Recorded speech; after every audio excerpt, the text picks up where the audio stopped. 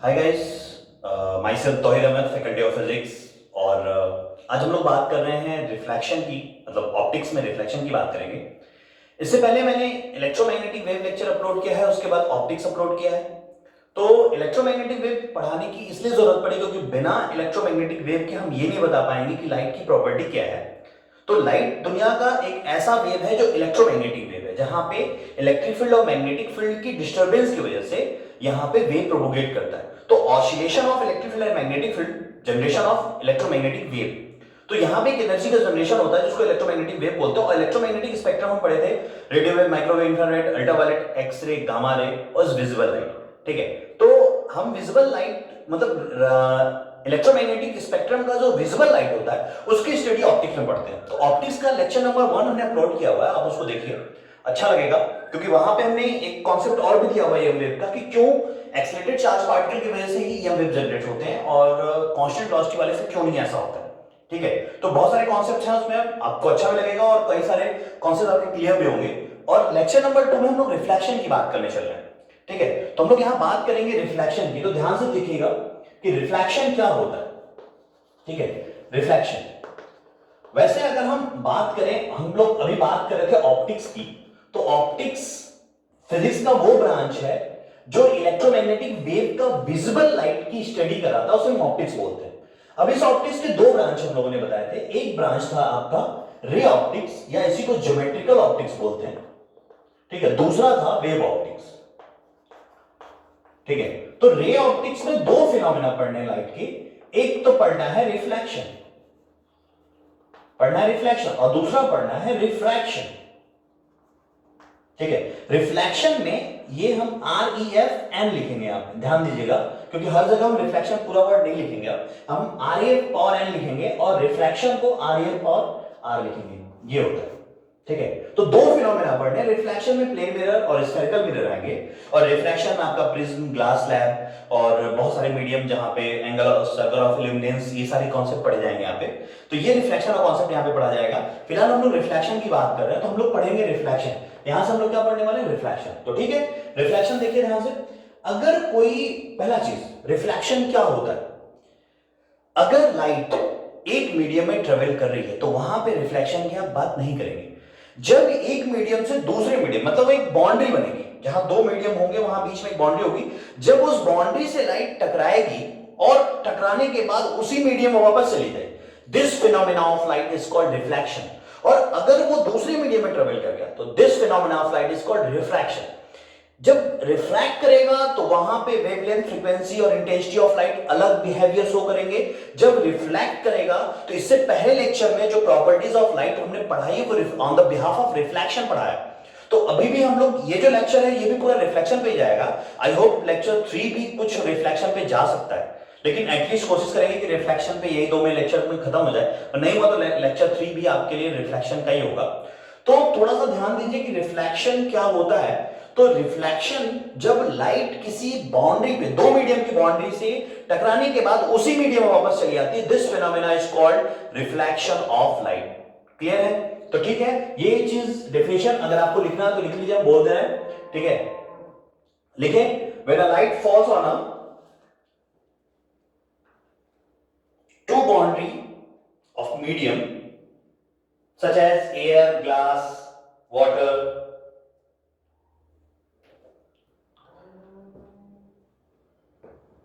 air to glass, glass to water, water to air, कोई भी दो मीडियम हो सकता है। Some light come back to the same medium. This phenomena is called as reflection of light. ठीक है, देख लीजिए। अब सपोज कर लेते हैं कि ये एक रिफ्लेक्टिंग सरफेस है। ठीक है, ये आपका रिफ्लेक्टिंग, ये पॉलिशिंग कर दिया हमने सपोज। ठीक है, ये आपका क्या है, रिफ्लेक्टिंग सरफेस, ऐसे ही लिख देते हैं, रिफ्लेक्टिंग सरफेस, मतलब जो लाइट को रिफ्लेक्ट करेगा। देखिए, अगर कहीं पे लाइट गिरती है तो वहां सारे फिनोमेना होते हैं, वहां रिफ्लेक्शन भी होता है, रिफ्रैक्शन भी होता है, ठीक है, एब्जॉर्प्शन भी होता है, लेकिन जो फिनोमेना डोमिनेट करता है, जो फिनोमेना डोमिनेट करेगा वो हम वहां पे स्टडी करते हैं। तो ठीक है, यहां पे अगर लाइट ऐसे गिरी, ठीक है। तो जो लाइट इसके पास आई, इस रिफ्लेक्टिंग सरफेस के पास आई, तो ये लाइट इंसिडेंट रे, पहली बात, this is called as incident ray. मतलब जो पहला रे तुम्हारे पे मिलेगा वो इंसिडेंट है, कहां से आया इससे कोई मतलब नहीं है, इसकी ओरिजिन पता नहीं कौन किया था उससे हमको मतलब नहीं, लेकिन पहली बार यहां पे आप आए हो, this is called as incident ray. अब यहां पे इस सरफेस के परपेंडिकुलर क्या करेंगे, एक लाइन खींचेंगे, ठीक है। ये क्या है, line perpendicular to the surface of reflection, या हाँ लिख सकते हो surface of reflection. This is called as normal. Normal not a ray, एक रे नहीं है, नॉर्मल एक हाइपोथेटिकल परपेंडिकुलर लाइन है जो सरफेस के परपेंडिकुलर, ये हमेशा इस सरफेस के परपेंडिकुलर होगा, इस सरफेस से परपेंडिकुलर होगा, ठीक है। वापस उसी मीडियम में चला जाएगा, इसको हम बोलेंगे रिफ्लेक्टेड रे। क्या बोलेंगे, रिफ्लेक्टेड रे। जो लाइट वापस उसी मीडियम में चली जाएगी उसे रिफ्लेक्टेड रे, और जो लाइट, ठीक है, दूसरे मीडियम में ट्रेवल कर जाएगी, मान लीजिए ग्लास में, सपोज दिस इज ग्लास, ये पूरा का पूरा ग्लास है, तो ये जो लाइट दूसरे मीडियम में आएगी इसको हम क्या बोलेंगे, रिफ्रैक्टेड रे। ये जो एंगल बनाएगा, इस एंगल को एंगल ऑफ इंसिडेंस, हमेशा एंगल नॉर्मल से बनता है। अगर इंसिडेंट रे नॉर्मल से एंगल बनाए तो angle of incidence, reflected ray बनाएगा तो एंगल ऑफ रिफ्रैक्शन R1 मान लेते हैं, और रिफ्रैक्टेड रे बनाएगा तो ये भी एंगल ऑफ रिफ्रैक्शन R2। इसको हम क्या बोलेंगे, this is called as angle of incidence, angle of incidence. और इसको क्या बोलेंगे, इसको बोलेंगे एंगल ऑफ रिफ्रैक्शन, और इसको क्या बोलेंगे, सॉरी यहां पे रिफ्लेक्शन, ये रिफ्लेक्शन का केस है, एंगल ऑफ रिफ्लेक्शन, और यहां जो एंगल बनेगा वो बनेगा angle of refraction, angle of refraction, ठीक है। ये एंगल ऑफ इंसिडेंस, देखिए बात मेरी समझिए, अगर यहां पे इस सरफेस से जो इसके पास जो रेज आई वो इंसिडेंट है, यहां से जो गई वो रिफ्लेक्टेड है। अगर ये रेज मान लीजिए कि यहां मिरर यहां लग गया और ये रेज इस मिरर पे जाती है, तो ये रेज जो इसके लिए रिफ्लेक्टेड है वो इस वाले मिरर के लिए क्या हो जाएगा, इंसिडेंट रे, और फिर यहां से रिफ्लेक्ट करेगा तो वो उसके लिए क्या हो जाएगा, रिफ्लेक्टेड रे। हमारे पास अगर हम मिरर है तो मेरे पास जो पहली बार रेज आएगी वो इंसिडेंट, हमसे जो होगी गई वो रिफ्लेक्टेड, अगर मेरे अंदर को चली गई तो रिफ्लेक्टेड रे। क्लियर है यहां पे। अब यहीं पे रिफ्लेक्शन का लॉज पढ़ लीजिए, ठीक है, तो पहले लिख लीजिए फिर लॉज ऑफ रिफ्लेक्शन बताते हैं।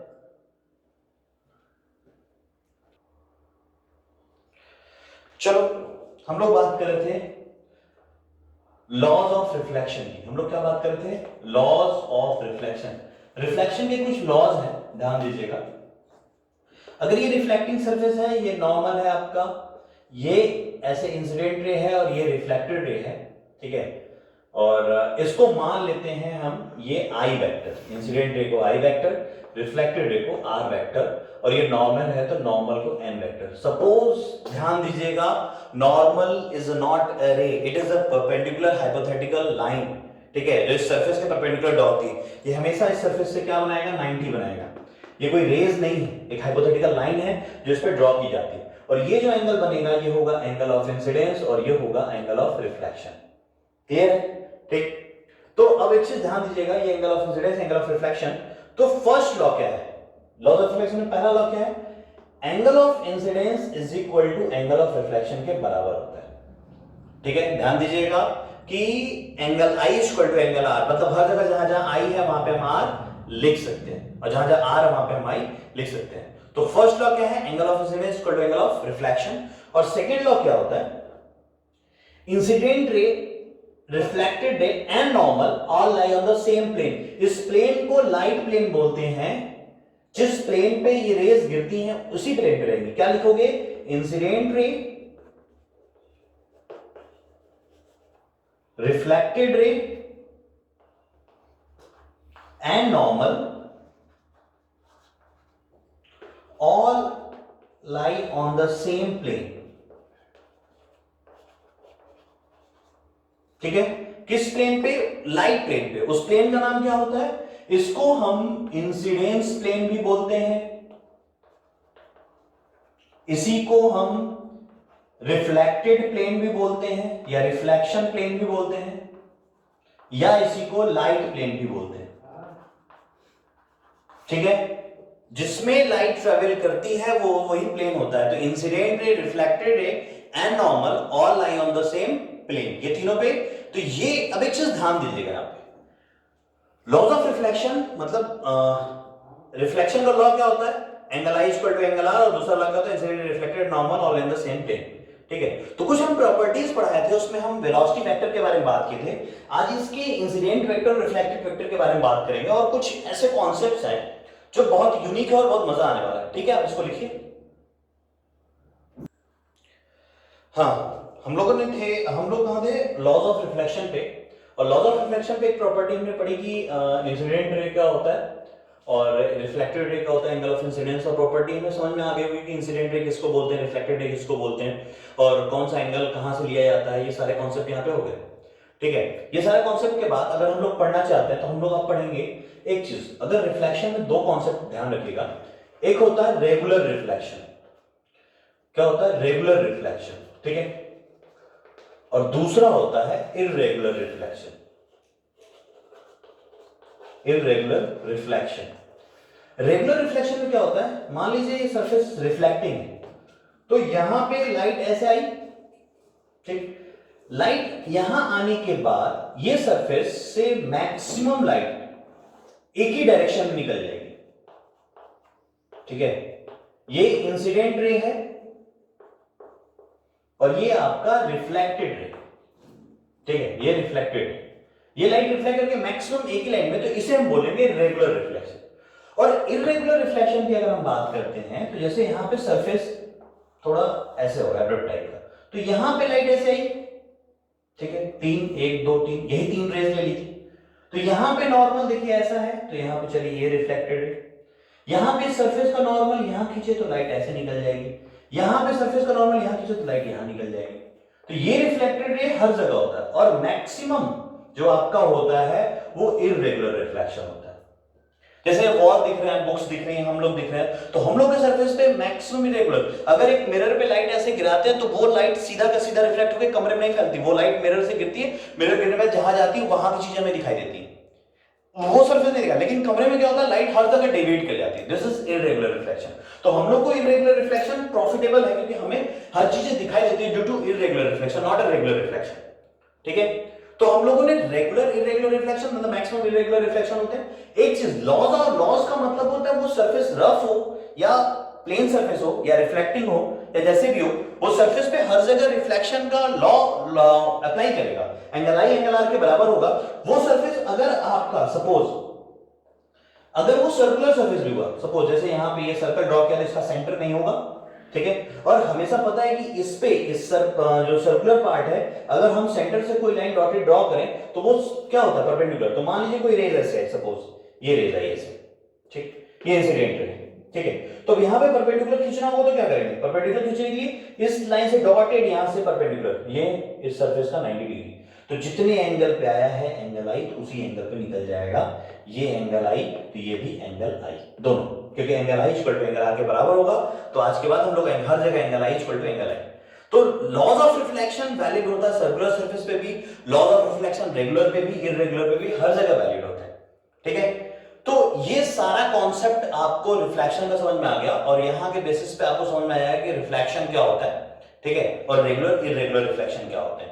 ठीक है, और रिफ्लेक्शन के बेसिस पे पिछले लेक्चर में हमने प्रॉपर्टीज ऑफ लाइट पढ़ाई है, थोड़ा सा एक वेक्टर का कॉन्सेप्ट है, बस अभी थोड़ा सा काम करते हैं। ठीक है, ध्यान दीजिएगा। हाँ, हम लोग वेक्टर फॉर्म पढ़े थे, ध्यान दीजिएगा।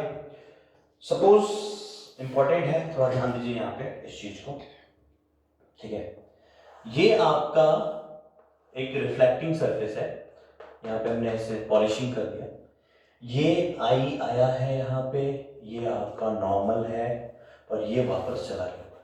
ठीक है, ये आपका इंसिडेंट रे है, इसको हम आई वेक्टर लिखेंगे, ये आपका नॉर्मल, इसको एन वेक्टर और इसको आर वेक्टर। ठीक है, ये एंगल आई और ये भी एंगल आई, क्योंकि एंगल आई एंगल आर के बराबर होता है। ठीक है, अगर हम इसका पोजीशन यहां पे ड्रॉ करें तो इसका पोजीशन अगर रेक्टेंगुलर कंपोनेंट लिखना चाहता हूं, हम लिखेंगे x I cap plus Y J cap और प्लस जेड के कैप, सपोज।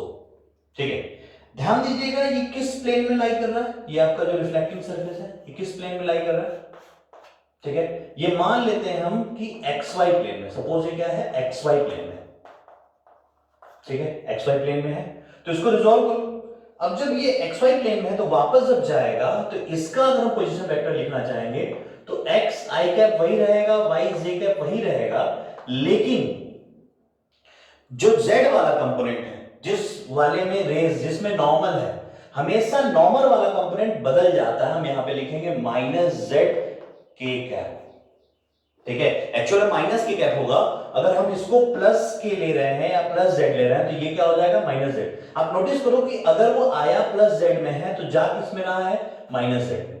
अगर वो आया माइनस जेड में तो जा किस में रहा है, प्लस जेड में। हमेशा नॉर्मल वाला कंपोनेंट रिवर्स कर जाता है। क्लियर है सबको, बात समझ में आ गई। हमेशा क्या होगा, नॉर्मल वाला कंपोनेंट क्या कर जाएगा, रिवर्स कर जाएगा। तो ठीक है, अगर हम यहां पे इसी चीज को, ठीक है, तो एक प्रॉपर्टी हम यहां पे थोड़ा बताना चल रहे हैं, वेक्टर फॉर्म। ठीक है, रिफ्लेक्शन का जो वेक्टर प्रॉपर्टी है उसमें देखिए ध्यान से, जैसे मान लीजिए ये आपका रिफ्लेक्टिंग सरफेस है, ठीक है, और ये आपका यहां पे नॉर्मल है, ये एन वेक्टर है। ठीक है, रेज यहां पे ऐसे आई है, ठीक, आने के बाद ऐसे निकल गई। ठीक है, ये इंसिडेंट वेक्टर और ये आपका रिफ्लेक्टेड वेक्टर। ठीक है, ये एंगल आई और ये भी एंगल आई, दोनों, क्योंकि angle I equal to angle R पे होता है और ये बनेगा 90 डिग्री। ठीक है, यहां तक कोई दिक्कत नहीं किसी को। ठीक है, अब एक इसमें कॉन्सेप्ट होता है, ठीक है, एक फॉर्मूला है, उसको हम प्रूव भी कर लेंगे। सपोज इसको रिजॉल्व कर लीजिए, ये मान लीजिए, ये x मान लीजिए, इसको भी रिजॉल्व करिए तो ये भी x होगा, और ये मान लेते हैं y। ठीक है, तो इसको प्लस y मानते हैं तो ये क्या हो जाएगा, माइनस y, और ये हो जाएगा आपका प्लस y। तो दिख रहा है, एक चीज नोटिस किया आपने, जो नॉर्मल कंपोनेंट में है रेज का ये वाला कंपोनेंट आया माइनस y में, गया प्लस y। ठीक है, यानी रेज का वो कंपोनेंट जो नॉर्मल में लाई करता है वो हमेशा क्या हो जाता है, रिवर्स कर जाता है। ठीक, तो चलिए इसको हम लोग अभी बहुत सारे कॉन्सेप्ट में प्रूव कर रहे हैं। ठीक है, फिलहाल कहीं कहीं ऐसा आता है कि अगर कोई दो रेज परपेंडिकुलर रखी हुई हैं तो इंसिडेंट और रिफ्लेक्टेड है, after two reflection the rays are anti parallel to each other, ये सब प्रूव करना होता है। तो ये सब on the behalf of vector. देखिए ध्यान से, अगर वेक्टर आपका क्लियर नहीं है तो जो बातें हम बताएंगे वो आपको समझ नहीं आएगा, इसलिए पहले वेक्टर कहीं ना कहीं से आप पढ़ लीजिए अच्छे से और उसके बाद इसकी बात करिए, क्योंकि on the behalf of vector ही पूरा कॉन्सेप्ट यहां पे हम देने वाले हैं। ठीक है, तो अगले 15-20 मिनट हम वेक्टर की पूरी बात करेंगे, क्योंकि वेक्टर बहुत इंपॉर्टेंट है। अच्छे से वेक्टर पढ़िए और उसको पढ़ने के बाद ही किसी चीज को टच करिए, क्योंकि वेक्टर का यूज पूरे 12th और पूरे 11th में पड़ेगा, हर जगह आपको वेक्टर का यूज पड़ेगा। ठीक है, तो वेक्टर अच्छे से पढ़ लीजिए। ठीक है, तो ठीक है, ये आपका कॉन्सेप्ट यहां पे हो गया कि ये चीज, ठीक है, एंगल आई और एंगल आर। ठीक है, तो आई वेक्टर को हम क्या लिख सकते हैं, तो ठीक है, आई वेक्टर को हम क्या लिख सकते हैं, आई वेक्टर इक्वल टू हो जाएगा एक्स आई कैप और माइनस वाई जे कैप। ठीक है, ध्यान दीजिएगा, आई वेक्टर क्या हो जाएगा, x I cap, x I cap और वाई का क्या, माइनस वाई है ही, इसको हमने प्लस वाई माना है। ठीक है, तो माइनस वाई जे कैप हो गया। ठीक, ये आई वेक्टर। नॉर्मल वेक्टर को हम क्या लिख सकते हैं, नॉर्मल वेक्टर को हम लिख लेंगे क्या, कि सिर्फ वाई एक्सिस में है तो हम लिखेंगे 0 आई कैप, ठीक है, और क्या, प्लस वाई जे कैप, या वाई नहीं, प्लस 1 जे कैप, क्योंकि ये एक यूनिट वेक्टर है। नॉर्मल एक यूनिट वेक्टर है, इसको आप यूनिट वेक्टर के फॉर्म में लिख सकते हो, it is a unit vector ऐसे। ठीक है, तो ये क्या हो जाएगा, 1 जे कैप, क्योंकि ये सिर्फ और सिर्फ नॉर्मल डायरेक्शन देता है हमको, इसे कोई वैल्यू नहीं होती, ये कोई वैल्यू कैलकुलेटेड होता ही नहीं, बस ये क्या है, unit vector. It is a normal is a unit vector, क्या है, एक unit vector, it is a unit vector. ठीक है, तो हम क्या लिखेंगे, 1 जे कैप, तो यहां पे क्या लिख लो, n यूनिट वेक्टर। ठीक है, कोई दिक्कत नहीं यहां पे। तो क्या हो जाएगा, नॉर्मल क्या हो जाएगा, 0 आई कैप और प्लस 1 जे कैप। प्लस 1 जे कैप का मतलब ये जे कैप में ही बस है, जो भी नॉर्मल है वो क्या है, जे कैप में। ठीक है, इतना लिखो आप। ठीक है, ये आपका एन वेक्टर हो गया। और अगर आप आर वेक्टर को लिखोगे, ठीक है, अगर आप आर वेक्टर लिखना चाहते हो तो आर वेक्टर इक्वल टू होता है क्या, एक्स आई कैप, और आपको पता है जो नॉर्मल वाला कंपोनेंट है वो बदल जाएगा, तो यानी वाई जे कैप। ये प्रूफ करना है। ठीक है, ये चीज तो पता है आपको कि नॉर्मल वाला वेक्टर बदल जाता है। अब एक चीज नोटिस करिए कि हमें प्रूफ फॉर्मूला होता है कि R vector equal to I vector minus 2 I dot N vector और क्या, एन यूनिट वेक्टर, यानी एन कैप। ये फॉर्मूला। हम चाहें तो इसको मतलब इसमें ध्यान से देखिए कि अगर हमें इंसिडेंट रे का वेक्टर कंपोनेंट पता है तो हम रिफ्लेक्टेड रे का इस फॉर्मूला से रिफ्लेक्टेड रे का वेक्टर कंपोनेंट पता कर लेंगे। ठीक है, इसमें क्वेश्चंस अच्छे आते हैं। ठीक है, थोड़ा ध्यान दीजिएगा। तो अब एक चीज ध्यान दीजिए, ये मेरे पास आई वेक्टर है, मेरे पास एन वेक्टर है और मेरे पास आर वेक्टर भी है। ठीक है, तो हम लोग को क्या करना है, यहाँ पे एक चीज नोटिस क्या करनी है कि आई डॉट एन वेक्टर निकाल लेते हैं। ठीक है, तो आई डॉट एन वेक्टर निकालो यहाँ पे आप। ठीक है, देखो आई डॉट एन वेक्टर कैसे निकालोगे। तो ठीक है, हम लोग को क्या निकालना है, आई डॉट एन वेक्टर। ठीक है, तो आई की वैल्यू क्या है, x I cap minus Y J cap. ठीक है, डॉट क्या हो जाएगा, जीरो आई कैप, ठीक है, और प्लस जे कैप। ठीक है, तो आई डॉट एन वेक्टर, तो ठीक है, जीरो आपको पता है डॉट प्रोडक्ट में क्या होता है, एक्स का एक्स से, क्योंकि I dot J zero, I dot के जीरो। ठीक है, वेक्टर आपने पढ़ा हुआ अच्छे से। तो जीरो इंटू एक्स खत्म और वाई से क्या हो जाएगा माइनस वाई, और जे डॉट जे की वैल्यू क्या होती है, वन। यानी आई डॉट एन वेक्टर की वैल्यू क्या आ गई, माइनस वाई। ठीक है, I dot one vector value क्या होगी, माइनस वाई। तो ठीक है, अब यहां पे नोट देखो ध्यान से। ठीक है, तो यहां पे हम लोग क्या कर देंगे, अब आर वेक्टर फाइंड आउट करना है। तो ठीक है, आर वेक्टर की वैल्यू क्या आनी चाहिए, आना चाहिए एक्स आई प्लस वाई जे। तो ठीक है, फाइंड आउट कर लेते हैं। तो आर ये क्या है आपका आई वेक्टर, तो आई वेक्टर क्या हो जाएगी, X I cap minus Y J cap. ठीक है, माइनस टू, अब आई डॉट एन की value minus Y, minus Y. ठीक है, और क्या हो जाएगा, एन वेक्टर का डायरेक्शन क्या है, एन यूनिट वेक्टर ऑलरेडी है, तो क्या हो जाएगा जे कैप, यहां पे क्या कर देंगे जे कैप। ठीक है, तो माइनस टू यानी माइनस टू और माइनस वाई क्या हो जाएगा, प्लस टू वाई। तो हो जाएगा एक्स आई कैप, ठीक है, और माइनस वाई जे कैप, और क्या हो जाएगा plus two Y J cap. ठीक है, टू वाई जे कैप, तो माइनस वाई और प्लस टू वाई क्या बचेगा, x I cap plus Y J cap. तो ये आ गया आर वेक्टर। तो ये आर वेक्टर आपका प्रूफ हो गया। ठीक है, तो ये फॉर्मूला दिमाग में रखिएगा, इससे रिफ्लेक्टेड रेज का वेक्टर कंपोनेंट क्या हो सकता है वो मिल जाएगा। इंसिडेंट वेक्टर का कंपोनेंट दिया रहेगा और रिफ्लेक्टेड का पूछेगा तो आप लोग कर लेंगे। ठीक, ओके, नेक्स्ट। ठीक है, आप लोगों ने पोजीशन वेक्टर निकाल लिया। ठीक है, पोजीशन वेक्टर आप निकालेंगे, वेक्टर ऑफ इमेज फॉर्मेशन का देख लीजिए। ठीक है, और इससे पहले वाले लेक्चर में वेलोसिटी वेक्टर के बारे में बताया हुआ, घबराइए नहीं। जैसे position vector X I Y J, उस तरह V X I V Y J V Z की, मतलब हम वेलोसिटी को भी रेक्टेंगुलर कंपोनेंट में भी ब्रेक कर सकते हैं और पोजीशन को भी किसी को भी कर सकते हैं। तो जिसके बेसिस पे आप चाहिए वहां पे उसका पोजीशन वेक्टर निकाल सकते हैं। ठीक है, चलिए कुछ एक आध स्पेशल केसेस हम लोग देखेंगे।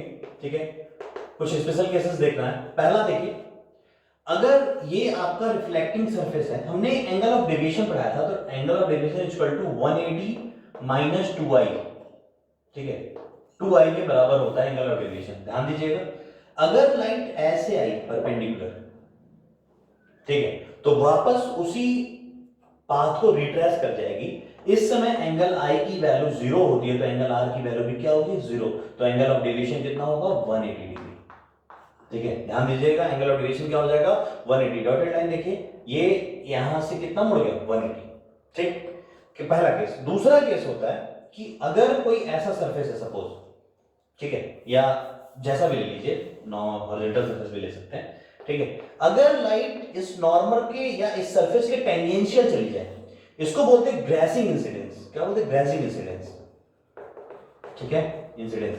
इस समय एंगल आई 90 डिग्री होगा, तो एंगल आर भी कितना होगा, 90 डिग्री। तो एंगल ऑफ डेविएशन या तो 0 डिग्री बोल सकते हैं या 360 डिग्री बोल सकते हैं, दोनों में से कोई भी लिख सकते हैं।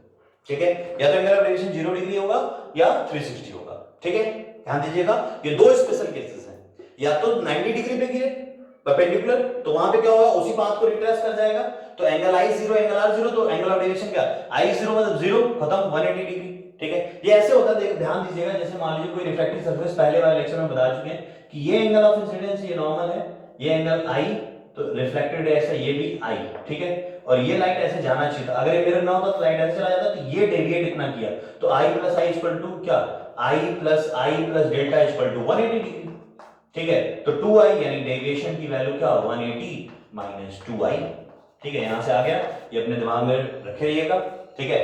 तो ये कॉन्सेप्ट अब हम लोग बात करेंगे प्लेन मिरर की, ठीक है। तो यहां तक लाइट के रिफ्लेक्शन और रिफ्लेक्शन की प्रॉपर्टीज पूरी वेक्टर के फॉर्म में सब चीजें बता दी, ठीक। अब हम लोग बात करेंगे प्लेन मिरर की, ठीक है, यहां तक नोट कर लीजिए। आइए हम लोग को बात करनी है प्लेन मिरर की, ठीक है। हम लोग क्या बात करेंगे, प्लेन मिरर, ठीक है।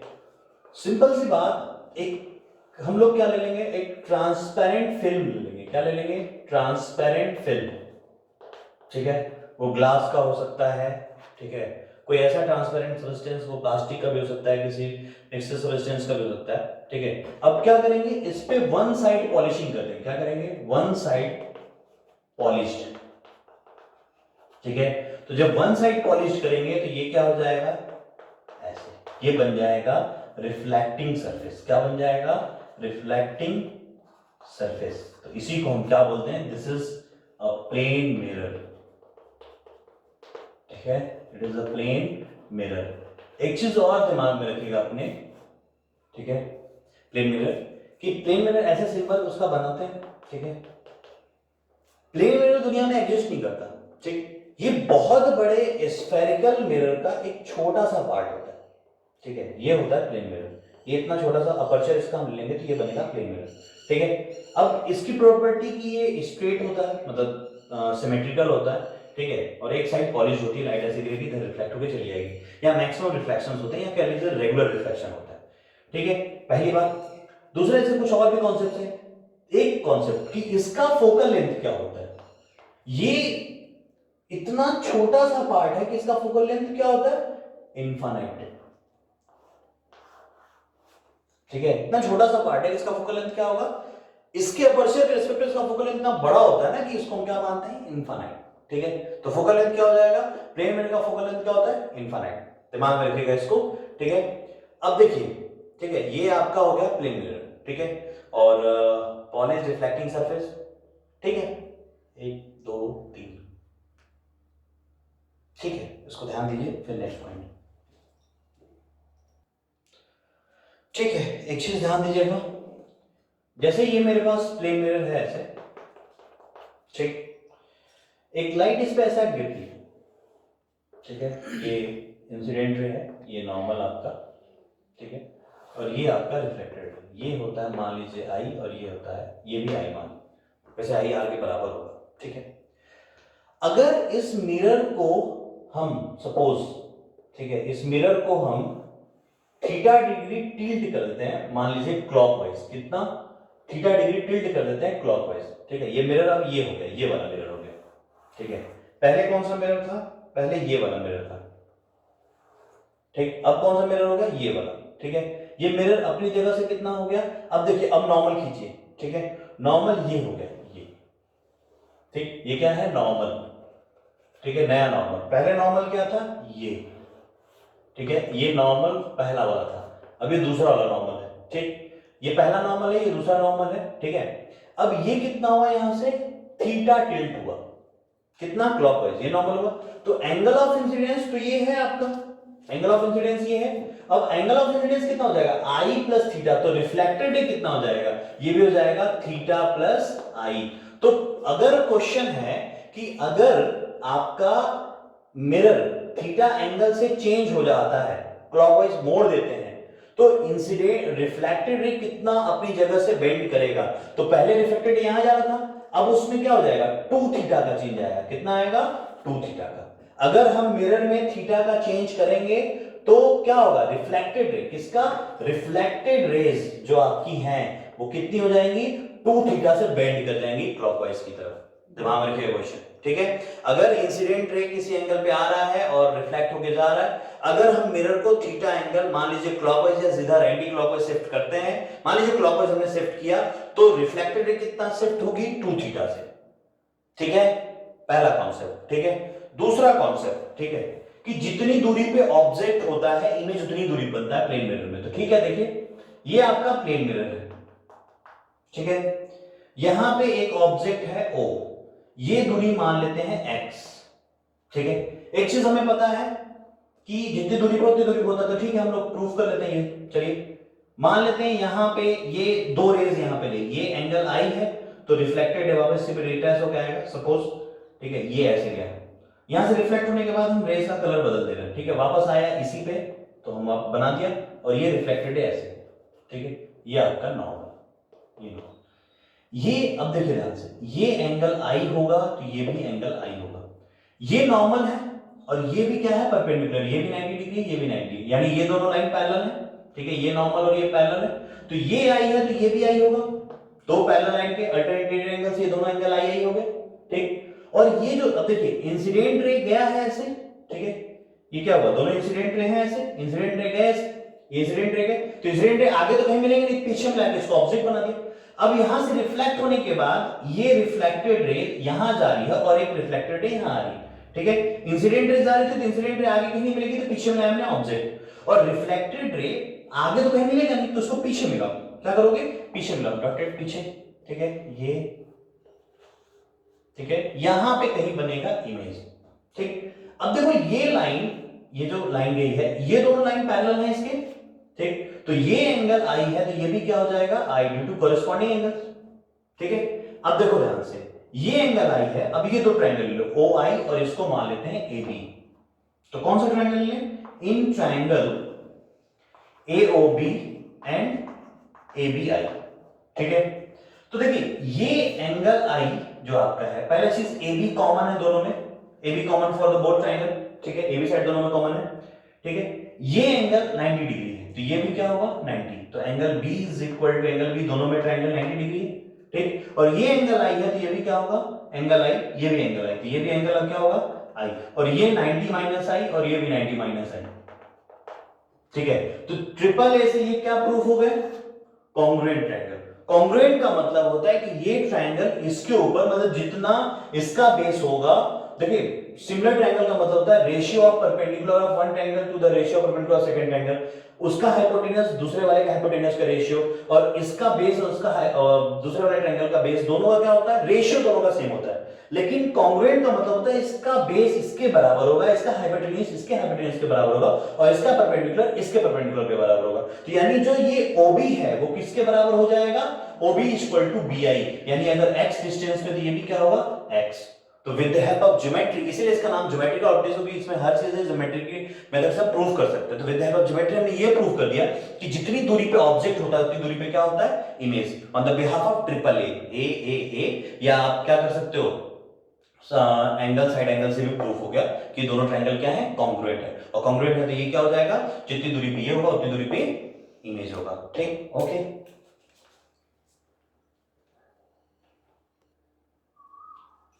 ठीक है, आइए क्वेश्चन, जनरल क्वेश्चन लगभग पूछ ही लेते हैं सब लोग, ठीक है।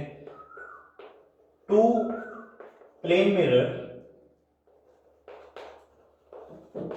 Are perpendicular to each other, ठीक है, show that reflected rays are anti-parallel to incident ray, ठीक है। प्रूफ करना है कि दो प्लेन मिरर अगर परपेंडिकुलर हैं तो जो रिफ्लेक्टेड रे होगा वो एंटी पैरेलल होगा इंसिडेंट रे के, ठीक है। देखिए जैसे मान लेते हैं ये एक प्लेन मिरर है, ठीक है, सपोज ये एक प्लेन मिरर है, ठीक है, ये y एक्सिस में, और ये एक प्लेन मिरर है, ठीक, ये दोनों परपेंडिकुलर 90 डिग्री पे, ये x एक्सिस में है, ठीक है, ये y एक्सिस में, ये x एक्सिस में, ठीक है। एक इंसिडेंट रे यहां पे ऐसा है, ठीक है। इस इंसिडेंट रे का कहीं पे भी मान लेते हैं यहां ही पोजीशन, या हम इसका पोजीशन वेक्टर भी कर सकते हैं, वेलोसिटी वेक्टर भी ड्रॉ कर सकते हैं, जो मर्जी हमारा वो ड्रॉ करें, तो ठीक है। मान लेते हैं इसका पोजीशन वेक्टर भी ड्रॉ करते हैं, तो मान लेते हैं ये a x कैप और ये क्या है b y कैप, ठीक है, ये हो गया आपका, ठीक है, कोई दिक्कत नहीं यहां पे, ठीक, चलिए ये आपका, तो ठीक है। तो मान लेते हैं यहाँ पे ऑब्जेक्ट है O, ठीक है, ये मान लेते हैं P1, ठीक है, ये आफ्टर रिफ्लेक्शन कहाँ जाएगा, यहाँ जाएगा, इसको मान लेते हैं P2, और फिर ये क्या होगा, ठीक है, यहां से रिफ्लेक्ट होने के बाद ये दोबारा रिफ्लेक्शन होगा और इधर जाएगा, ठीक है। अब ये प्रूफ करना है with the help of vectorly proof कर देंगे हम इसको ज्योमेट्रिकली एंगल से प्रूफ कर सकते हैं कि दोनों एंटी पैरेलल हैं, ठीक है, लेकिन फिर भी हम वेक्टर से प्रूफ करते हैं, तो ठीक है, मान लेते हैं ये इंसिडेंट वेक्टर का हम लिखते हैं, तो यानी क्या लिखेंगे OP1, ठीक है, OP1 की वैल्यू, तो OP1 क्या हो जाएगा AX कैप, ठीक है, AX कैप या I कैप लिख लीजिए, या XI कैप YJ कैप लिखो, ठीक है, ज्यादा बेटर होगा, ठीक है, तो यहां पे क्या लिखोगे XI कैप और क्या YJ कैप, तो हो जाएगा क्या XI कैप और क्या प्लस YJ कैप, हमने इसको प्लस मान लिया, सपोज ये इंसिडेंट रे जो आ रहा है इस वाले को हमने प्लस माना, ये y एक्सिस प्लस है और ये x एक्सिस प्लस है, ठीक है, सपोज, ठीक है, तो अगर इस डायरेक्शन का अपोजिट जाएगा तो उसको हम क्या मानेंगे माइनस। तो एक चीज पता है कि यहाँ पे नॉर्मल कंपोनेंट है और आपको पता है कि जो नॉर्मल कंपोनेंट वाला होता है वो हो जाता है रिवर्स, ठीक, तो इसके रिफ्लेक्ट होने के बाद अगर हम P1 P2 की बात करें, चलिए OP1 की बात करिए तो ठीक है ये आ गया, लेकिन अगर हम P1 P2 की बात करें तो क्या हो जाएगा, यहां पे ये वाला कंपोनेंट रिवर्स कर जाएगा, तो हम लिख लेंगे क्या XI cap minus YJ cap, ठीक है, उसके बाद यहां पे ये नॉर्मल है, ठीक है, ध्यान दीजिएगा यहां पे क्या है ये नॉर्मल है, यानी इसमें y एक्सिस में यानी j कैप नॉर्मल था, यहां क्या हो जाएगा I कैप नॉर्मल हो जाएगा, ठीक, तो अब इसके बाद ये इसके लिए देखिए ये इंसिडेंट रे है, ये रिफ्लेक्टेड है, ये मिरर M1 और ये mirror M2, suppose mirror M1 के लिए ये इंसिडेंट रे, ये रिफ्लेक्टेड है, मिरर M2 के लिए ये इंसिडेंट रे, ये रिफ्लेक्टेड है, ठीक है, तो ये जो अगर ये इंसिडेंट रे है तो रिफ्लेक्टेड रे का हमने क्या लिख लिया,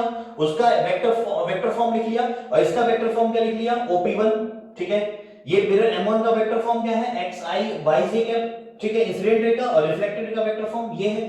अब इसके लिए तो यही incident ray same to same, लेकिन रिफ्लेक्टेड रे क्या लिख देंगे, इसको मान लेते हैं OP1, तो इसको क्या मान लेते हैं PQ, ठीक है, तो क्या लिखेंगे P2Q, ठीक है, तो कौन सा नॉर्मल कंपोनेंट वाला क्या होता है रिवर्स हो जाता है, यानी ये देखिए ये क्या था, ये normal it will be reverse, it will be reverse, ये क्या हो गया रिवर्स हो गया, क्यों, क्योंकि नॉर्मल कंपोनेंट है, यहां पे ये नॉर्मल कंपोनेंट है तो ये क्या हो जाएगा इट विल बी रिवर्स, ये रिवर्स हो जाएगा, तो हम लिखेंगे क्या माइनस XI कैप, ये वैसे ही रहेगा minus YJ cap, minus common लो तो XI cap plus YJ cap. अब देखो ध्यान से, देखना क्या ध्यान से है, देखिए यहां पे ध्यान से कि OP1 क्या है इंसिडेंट रे, ठीक है, और उसकी वैल्यू जो है वो है XI cap plus YJ cap, ठीक, और आपका P2Q क्या है, ठीक है, ये है आपका रिफ्लेक्टेड रे, और ये है minus XI cap plus YJ cap, यानी ये क्या है दोनों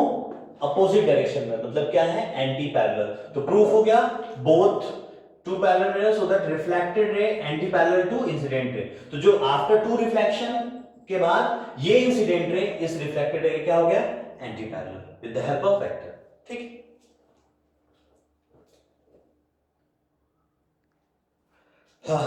ठीक है, हम लोग प्लेन मिरर पढ़ रहे थे, प्लेन मिरर में कई सारे टाइप के क्वेश्चंस आपको बता दिया गया है, ठीक है, कुछ और भी तरह की चीजें पूछी जा सकती हैं, फिलहाल हम लोग प्लेन मिरर अगर पढ़ रहे हैं तो ध्यान दीजिएगा, ठीक है, प्लेन मिरर में कुछ कॉन्सेप्ट बताते चल रहे हैं, जैसे दो तरह का, देखिए बहुत बेसिकली सिखा रहे हैं, अगर आपने कभी भी ऑप्टिक्स नहीं पढ़ा हुआ है फिर भी आप मेरा लेक्चर देखेंगे तो आपको अच्छे से चीजें समझ में आएगी, लेकिन कंडीशन यही है कि ध्यान से देखिएगा और उसको प्रैक्टिस जरूर कीजिएगा, ऐसे ही देख के बस छोड़ देंगे तो कोई मतलब नहीं है, ठीक है, आपको प्रैक्टिस करना पड़ेगा, मजा आएगा, बिलीव करिए मजा आएगा, ठीक है। चलिए पहला हम लोगों ने प्लेन मिरर पढ़ा, तो एक कॉन्सेप्ट यहां पढ़ाते हैं पॉइंट ऑब्जेक्ट, ठीक है, ध्यान दीजिएगा पॉइंट ऑब्जेक्ट, तो पॉइंट ऑब्जेक्ट अगर ये प्लेन मिरर है, ठीक है, यहां पे है, तो यहां पे बहुत सारी रेज निकलेंगी, बहुत सारी, ठीक है, ये एक एक्सटेंडेड पॉइंट ऑब्जेक्ट होता है जहां पे रेज निकलती हैं, यहां पे इनफाइनाइट निकल सकती है, लेकिन मिनिमम हमें ऑब्जेक्ट बनाने के लिए भी एटलीस्ट 2 रेज की जरूरत होती है और इमेज का फॉर्मेशन करने के लिए भी 2 रेज की जरूरत पड़ती है, तो कोई भी दो रेस कहीं पे भी मीट करेगा तो वो ऑब्जेक्ट बना सकता है, अगर इंसिडेंट रे मीट किया तो ऑब्जेक्ट, और रिफ्लेक्टेड रे किया तो इमेज। हम ये पहले लेक्चर में बता चुके हैं, इसलिए ध्यान से देख लीजिएगा। ठीक है, यहाँ पे मान लीजिए ये रेज यहाँ पे गया तो यहाँ पे नॉर्मल, ये रिफ्लेक्टेड, ये नॉर्मल, ये रिफ्लेक्टेड, फिर ये नॉर्मल इसी पे आ जाएगा, ये नॉर्मल, ये रिफ्लेक्टेड, ये नॉर्मल, ये रिफ्लेक्टेड, तो ये सब मीट करेंगे जहां पे वहां क्या बनेगा, इमेज। पॉइंट ऑब्जेक्ट है, ये क्या है, पॉइंट ऑब्जेक्ट है, और ये पॉइंट इमेज है। ठीक है, तो पॉइंट ऑब्जेक्ट एक केस क्या होता है कि वो एक ही जगह से कंसंट्रेट होकर रेज जाती हैं, जितनी दूरी पे ऑब्जेक्ट होता है उतनी दूरी पे इमेज बनता है। केस नंबर 2, ठीक है, अगर ये प्लेन मिरर है और यहां M ऑब्जेक्ट रखा हुआ है या O ऑब्जेक्ट रखा हुआ है, तो कहां से इसका रे डायग्राम ड्रॉ कीजिए और बताइए। It is a point object, O is a point object और किसी एंगल पर रखा हुआ है। ठीक है, तो ये ड्रॉ बताना है कि कहां से ये इमेज दिखेगा, फील्ड ऑफ व्यू क्या होगा। हाँ, एक चीज और, एक कॉन्सेप्ट बताना भूल गया, field of view. Field of view क्या होता है, जहां से ऑब्जर्वर सीन करता है वो फील्ड ऑफ व्यू होता है। ठीक है, वो क्या हो जाएगा, फील्ड ऑफ व्यू। तो ठीक है, तो जैसे ये आपका ऑब्जेक्ट है तो यहां से रेज ऐसे गई, ठीक है, एक रेज, तो ये क्या होगा, नॉर्मल खींचो यहां पे और ये रिफ्लेक्ट होके यहां आएगी, दूसरी रेज यहां ले जाओ। ठीक, तो यहां भी नॉर्मल खींचो तो ये जाएगा यहां। ठीक, ये दोनों रेज, ठीक है, ये आई, ये I1, ये भी I1, ये I2 और ये भी I2। ठीक है, ये दोनों इंसिडेंट रे तो यही मिलेगी, तो ये हो गया ऑब्जेक्ट, रियल ऑब्जेक्ट। ये क्या हो गया, रियल ऑब्जेक्ट। ठीक है, वैसे भी इंसिडेंट रे डाइवर्जेंट है तो रियल ऑब्जेक्ट। अब रिफ्लेक्टेड है कहीं मिलेंगे तो है नहीं, तो इनको क्या करेंगे, पीछे मिलाएंगे। ठीक है, तो पीछे मिलाइए आप।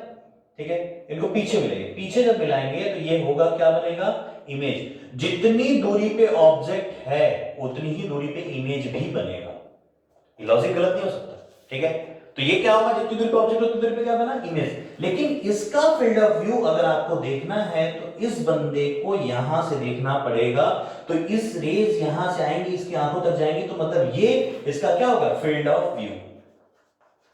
क्या हो गया, फील्ड ऑफ व्यू, मतलब जहां पे ऑब्जर्वर, ठीक है, ऑब्जेक्ट को सीन करता है वो उसका फील्ड ऑफ व्यू है। तो रे डायग्राम बना के आप बता देंगे कि इस यहां पे ऑब्जर्वर होगा, क्योंकि इमेज कहां बनेगा, यहां। अगर यहां ऑब्जेक्ट है और रे इतना बड़ा, यही इतना ही तक मिरर था, तो क्या होगी, रेज यहां से मिनिमम यहां से आएगी रेज और यहां इमेज का फॉर्मेशन करेगी। जहां पे ऑब्जेक्ट होगा वहां पे इमेज, तो कितना यहां से ये फील्ड ऑफ व्यू है इस ऑब्जेक्ट का।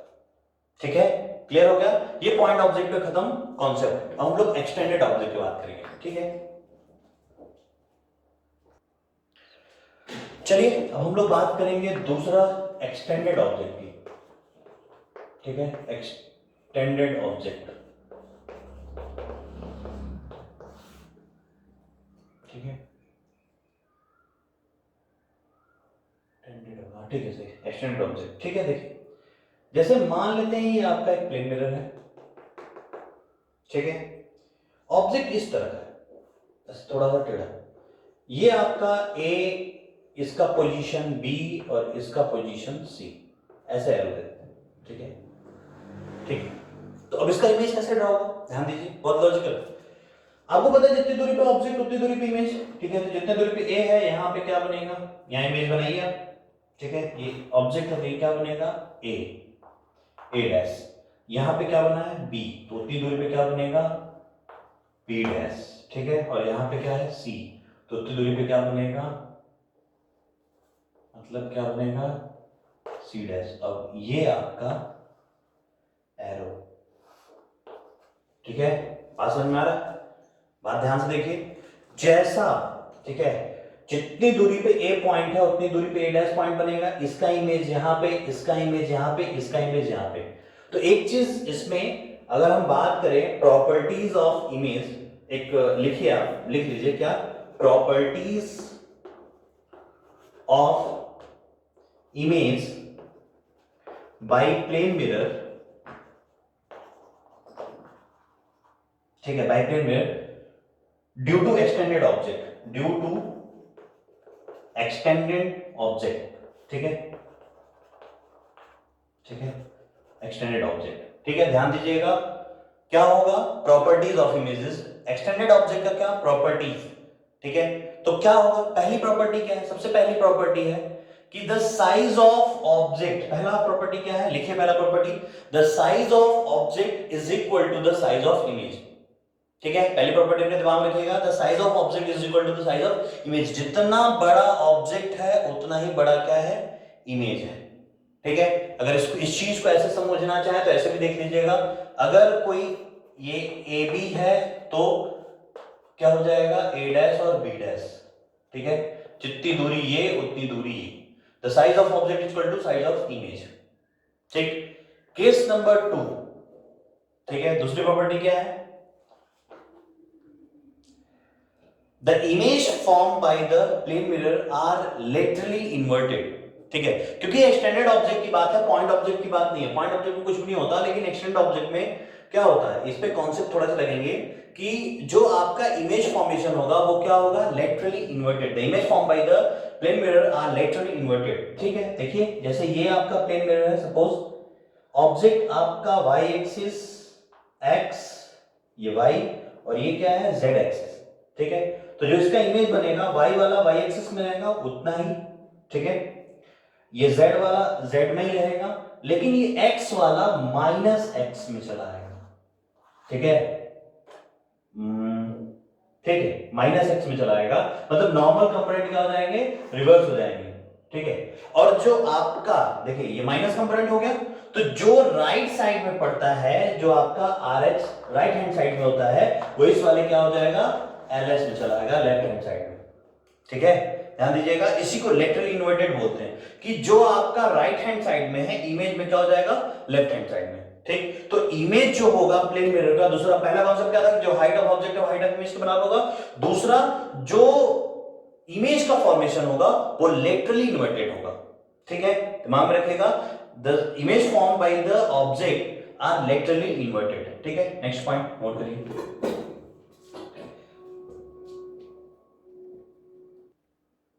हाँ, ठीक है, इतना कॉन्सेप्ट समझ में आ गया होगा। लेटर इन्वर्जन के लिए बहुत ज्यादा परेशान ना होइए, जैसे सिंपल सी बात है, जैसे हम आपके फ्रंट में ऐसे खड़े हैं। ठीक है, मेरा इमेज जब बनेगा तो ये देखिए, मेरा लेफ्ट हैंड है, ये मेरा राइट हैंड है। ठीक है, ये मेरा लेफ्ट हैंड है, ये राइट हैंड है, हम ऐसे खड़े हैं। तो जैसे ही ये मान लीजिए एक्स कंपोनेंट है, ये रिवर्स हुआ, तो मेरा लेफ्ट कहां चला गया, जो इस साइड लेफ्ट था वो कहां चला गया, राइट साइड, और राइट वाला कहां चला गया, लेफ्ट साइड। ठीक है, तो ये हमेशा एक कंपोनेंट रिवर्स होगा तो आपका एलएचएस जो लेफ्ट हैंड साइड में होता है वो कहां जाता है, राइट साइड। जो लेफ्ट हैंड होगा वो राइट हैंड चला जाएगा, राइट हैंड होगा वो लेफ्ट हैंड चला जाएगा। ठीक है, तो चलिए, ठीक है, ये कॉन्सेप्ट है। ठीक है, अब इसी का कॉन्सेप्ट यूज करके कुछ कॉन्सेप्ट बताते हैं। देखिए जैसे पहला क्वेश्चन, ठीक है, आपके पूरे, ठीक है, इंग्लिश अल्फाबेट्स में 11 अल्फाबेट्स ऐसे होते हैं, ठीक है, जिनका लेटर इन्वर्जन नहीं होता। पहला ए, ठीक, इसका कोई लेटर इन्वर्जन नहीं होता। ठीक है, और दूसरा बताइए आई, ठीक है, दो, ठीक है, आई हो गया। एम, एम का लेटर इन्वर्जन नहीं होगा। ठीक है, एच, ठीक है, ओ का नहीं होगा। ठीक है, यू का नहीं होगा, वी का नहीं होगा, डब्ल्यू का नहीं होगा, एक्स का नहीं होगा, और वाई का नहीं होगा। 1 2 3 4 5 6 7 8 9 10, कुछ छूट रहा है। ठीक है, 11 अल्फाबेट्स होते हैं।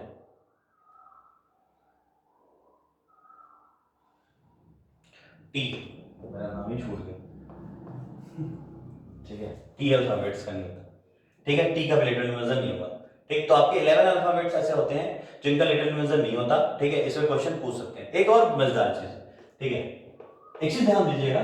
ठीक है, दूसरा मजेदार चीज क्या है कि कई बार ये नीट में भी क्वेश्चन इसके आए हैं। ठीक है, जैसे ध्यान दीजिएगा कि अगर आपका सेकेंड और मिनट हैंड क्लॉक होता है, जो डिजिटल वाला क्लॉक नहीं, जो हैंड्स वाले क्लॉक होते हैं, ठीक है, इसमें टाइम जितना हो रहा होगा, ठीक है, मान लीजिए जैसे 2 बज रहे हैं, सपोज 2, ठीक है, 2 बज रहा है, तो इसका इमेज कितना बजेगा हमेशा। ठीक है, ऑब्जेक्ट का टाइम और इमेज का टाइम हमेशा क्या होगा, 12। दोनों का sum of object time and image time is equal to 12, हमेशा 12 होगा। ठीक है, 12 बजे को छोड़ के, ठीक है, क्योंकि जब एक रात के 12 बजते तो उसको 0 बोलते हैं और जब दिन के 12 बजते तो उसको 12 बोलते हैं, ठीक है। तो 0 + 12 तब भी 12 होगा, ठीक है, वो छोड़िए। फिलहाल अभी समझिए कि 12 को छोड़ के बाकी कोई कॉन्सेप्ट नहीं है यहाँ पे, सिंपल सा जो ऑब्जेक्ट, अगर देखिए यहाँ पे 1 बजेगा तो इमेज में 11 बजेगा, तो 11 बजे, ठीक है। यहाँ 3 बजेगा तो इमेज में 9 बजेगा, तो 3 9 12। हमेशा ऑब्जेक्ट और इमेज का जो सम होगा वो 12 रहेगा, ठीक। सिंपल सा प्लेन मिरर का दो कॉन्सेप्ट देख लीजिए।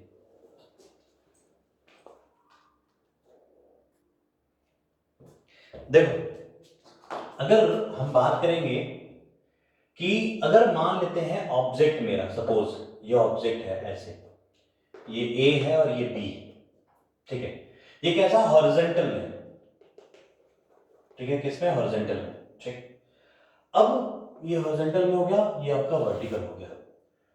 अगर मिरर, ठीक है, जो आपका मिरर है, अगर वो ऑब्जेक्ट से 45 डिग्री का रखे, ठीक है, जो आपका मिरर ऐसे मान ली सपोज है, ये ऐसे मिरर है, ठीक है, और ये यहाँ पे 45 डिग्री, ठीक है, तो ये भी क्या बनाएगा, 45 डिग्री बनाएगा। यहाँ नॉर्मल ऐसे बना लीजिए, ये नॉर्मल, ठीक है। तो इसका इमेज जो बनेगा, ठीक है, तो ये एंगल ऑफ इंसिडेंस है, तो एंगल ऑफ रिफ्लेक्शन यहां नहीं होगा, तो इमेज कहां बनेगा, ठीक है, ये ऐसे, ठीक है, इसका इमेज कहां बनेगा, यहां बनेगा, ठीक है। और ये क्या होगा, ए डैश, और ये क्या करेगा, बी डैश। जितनी दूरी पे ए है उतनी दूरी पे क्या होगा, ये रेज एंगल ऑफ इंसिडेंस है, ये भी आई, तो रे इंसिडेंट यहां गई तो यहां ऑब्जेक्ट है, रिफ्लेक्टेड है, यहां का इमेज बनेगा, तो इमेज तो यहां बनेगा नहीं, वो कहां बनेगा, पीछे बनेगा, सामने तो बनता नहीं है, रियल इमेज थोड़ी बनाता है, ये वर्चुअल प्लेन में हमेशा वर्चुअल इमेज बनाएगा। तो इसका ए ऑब्जेक्ट का इमेज यहां और बी ऑब्जेक्ट का इमेज यहां। इसमें कॉन्सेप्ट वाली बात क्या है कि अगर ऑब्जेक्ट इंसिडेंट रे से 45 डिग्री पे बनाएगा, तो जो ऑब्जेक्ट वर्टिकल हॉरिजॉन्टल में है तो इमेज कहां बनेगा, वर्टिकल में बनेगा। कॉन्सेप्ट याद रखिएगा, ठीक है, ध्यान दीजिएगा कि अगर ऑब्जेक्ट हॉरिजॉन्टल में रखा हुआ है और मिरर 45 डिग्री किससे है, ऑब्जेक्ट से है, तो इमेज कहां बनने वाला है, वर्टिकल में बनेगा, ठीक है, ये बात ध्यान में रखिए, ठीक। दूसरा क्वेश्चन, क्वेश्चन नंबर 2 क्या है कि कितना minimum height of plane mirror लें कि इमेज की फुल हाइट दिखे। तो वो होता है हाइट ऑफ मिरर मान लेते हैं h, तो h/2 लेना होता है। चलिए आज प्रूफ कर लेते हैं। मान लेते हैं एक ऑब्जेक्ट यहां पे रखा हुआ है, ये उसका हेड है और ये इसका फुट है, और यहां पे कहीं पे भी इसके एक प्लेन मिरर ऐसे ले लेते हैं और ये मान लेते हैं AB, ये हाइट ऑफ क्या है यहां पे, सीधा सीधा तो क्या लिख लोगे, AB = क्या हो जाएगा, हाइट ऑफ ऑब्जेक्ट, ठीक है, और HF क्या हो जाएगा, sorry height of mirror, height of mirror, और HF क्या हो जाएगा, हाइट ऑफ ऑब्जेक्ट, ठीक है, ये बात क्लियर रखिएगा। AB क्या है, हाइट ऑफ मिरर, और HF क्या, हाइट ऑफ ऑब्जेक्ट। तो यहां बहुत सारी रेंज जाएंगी, बहुत सारी रेंज जाएंगी, इनफाइनाइट रेंज किसी पॉइंट से निकलते हैं, हमसे मतलब नहीं है, लेकिन एक रेंज हम वो देखेंगे जो इस कॉर्नर पे टकराए और यहां जाके कहीं मीट करे। तो यहां पे ये डॉटेड लाइन, ये नॉर्मल यहां पे खींच दी, ये I1 और ये भी क्या होगा, I1, ठीक। और ऐसी भी यहां से बहुत सारी रेंज जाएंगी, लेकिन एक रेंज ऐसी जो यहां से जाए, ठीक, इससे और यहां तक, वही रेंज हम कैलकुलेट करेंगे, ठीक है, बहुत सारे रेंज जाएंगे और इसमें भी नॉर्मल यहां पे, ठीक है, इसको नॉर्मल n मान लेंगे, इसको नॉर्मल m मान लेंगे, इसको I मान लेंगे, ठीक। अब देखो ध्यान से, सिंपल सा, ये दो ट्रायंगल हो गए, ठीक है, ये एंगल I है, ये भी एंगल I है, ये 90 है, ये 90 है, ये साइड दोनों में कॉमन है, ठीक है, तो ये भी 90 - I, ये भी 90 - I, तो ट्रिपल A से या साइड एंगल साइड से, सॉरी एंगल साइड एंगल से भी क्या प्रूफ हो गया, ये दोनों ट्रायंगल कॉन्ग्रुएंट, ये दोनों ट्रायंगल कॉन्ग्रुएंट हो गया, तो यानी क्या हो गया, सीधा सीधा HN = NI, ये दोनों ट्रायंगल कॉन्ग्रुएंट, तो ये इसके बराबर हो जाएगा, ठीक, कोई दिक्कत नहीं। उसी तरह ये भी देखो, ये I2 मान लो, इसको भी I2 मान लो, ठीक है, ये I2 है, ये 90 90, तो 90 - I2, ये भी साइड कॉमन है, तो ये दोनों ट्रायंगल क्या हो गए, कॉन्ग्रुएंट प्रूफ हो गए। तो इसमें क्या हो जाएगा, IM = MF, ठीक है, IM क्या हो जाएगा, MF के बराबर हो जाएगा। तो एक सिंपल सा लॉजिक देखो, आप देखो एक चीज सोचो, HF क्या है आपका, जो हाइट ऑफ क्या है, हाइट ऑफ ऑब्जेक्ट है, HF को हम लिख सकते हैं क्या, H N plus N I plus I M, ठीक है, और प्लस क्या एम एफ लिख सकते हैं। और आपको पता है कि एन आई एच एन को हम एन आई लिख सकते हैं, तो यहां पे भी लिख दीजिए एन आई और प्लस एन आई, ठीक, और प्लस आई एम, और आई एम किसके बराबर है, एम एफ का, तो एम एफ को भी आई एम, तो क्या हो जाएगा plus I M plus I M, ठीक। तो 2 टाइम्स ऑफ एन आई और 2 टाइम्स ऑफ एन एम, तो लिख ले 2 टाइम्स ऑफ एन आई और प्लस एन एम, ठीक है। अब देखो एन आई और एन एम क्या है, इसके पैरेलल, किसके, ए बी के, तो हम यहां पे लिख सकते हैं यानी H F is equal to 2 times of A B, और A B is equal to, यहां पे लिख लीजिए A B is equal to क्या हो जाएगा 2 टाइम्स ऑफ एच एफ, और ए बी क्या है, height of object, sorry height of mirror, और एच एफ क्या है, हाइट ऑफ इमेज, तो मिरर की हाइट कितनी, मतलब ए बी क्या है, हाइट ऑफ मिरर, ठीक है, एच एफ बाई 2 हो जाएगा ना, sorry H F by 2, A B equal to H F 2 A B, तो A B equal to H F by 2, तो देखिए हाइट ऑफ मिरर क्या हो जाएगा, हाइट ऑफ ऑब्जेक्ट का हाफ, ठीक है, प्रूफ हो गया यहाँ पे आराम से, सिंपल सा देखिए, बस कॉन्ग्रुएंसेस प्रूफ कर दिए कि जितना हाइट ऑफ मिरर है, ठीक है, वो हाइट ऑफ मिरर क्या होना चाहिए, हाइट ऑफ ऑब्जेक्ट का हाफ, ठीक है, आराम से, कोई